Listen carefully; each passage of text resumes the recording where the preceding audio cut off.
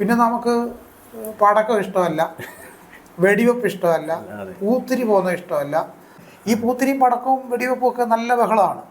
നമ്മുടെ സഭയുടെ അടുത്തോടെ പോയി കഴിഞ്ഞാൽ ആർക്കെങ്കിലും അതിൽ പോകാൻ പറ്റുമോ? അതിനൊക്കെ വലിയ ബഹളം അവിടെ. നമുക്ക് ഈ ബഹളങ്ങൾ ഇഷ്ടമല്ല, പക്ഷെ നമ്മൾ ബഹളം ഉണ്ടാക്കും.